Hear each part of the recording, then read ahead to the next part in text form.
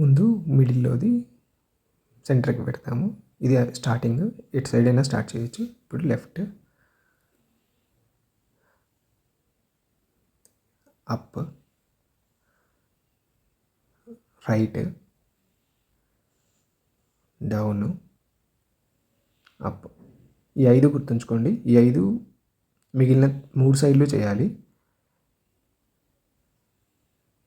మీకు కన్ఫ్యూజన్గా ఉంటే మీ సైడ్ తిప్పుకోండి, ఈజీగా ఉంటుంది. Same steps, left, up, right, down, up. ఇలా 5 చేసిన తర్వాత ఒక సైడు బి లాగా వస్తుంది, ఇంకో సైడ్ సి లాగా వస్తుంది, మిగిలిన 2 సైడ్లు సి లాగా వస్తుంది. కానీ ఇప్పుడు సేమ్ స్టెప్స్ మళ్ళీ ఫాలో చేయండి.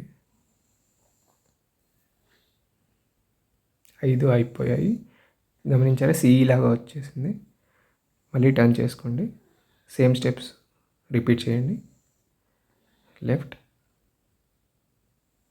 Up, down, right, up. ఇక్కడ కూడా సి లాగా వచ్చింది కదా. ఎక్కడైతే మీరు స్టార్ట్ చేశారో అక్కడ దానికి ఆపోజిట్లో మీకు ఒకటి ఉన్న మార్బుల్ని మాత్రం ఇప్పుడు రొటేట్ చేయాలి. అది ఎటు సైడ్ అయినా కావచ్చు, రైట్ సైడ్ కావచ్చు, లెఫ్ట్ సైడ్ కావచ్చు. మీకు ఈజీగా అర్థమవుతుంది చూడండి. మీరు ఎటు స్టార్ట్ చేశారో దానికి ఆపోజిట్లో ఇంకొకటి అక్కడ మార్బుల్ ఉంది, దాన్ని ఇప్పుడు రొటేట్ చేస్తున్నాం.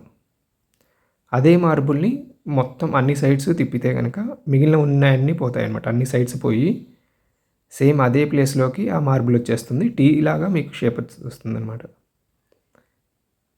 ఇప్పుడు మిడిల్లో ఉండేది, అంటే సెంటర్లో ఉండేది అటు కానీ ఇటు కానీ మార్చండి. మిగిలినవి ఎక్కడ టచ్ చేయొద్దు.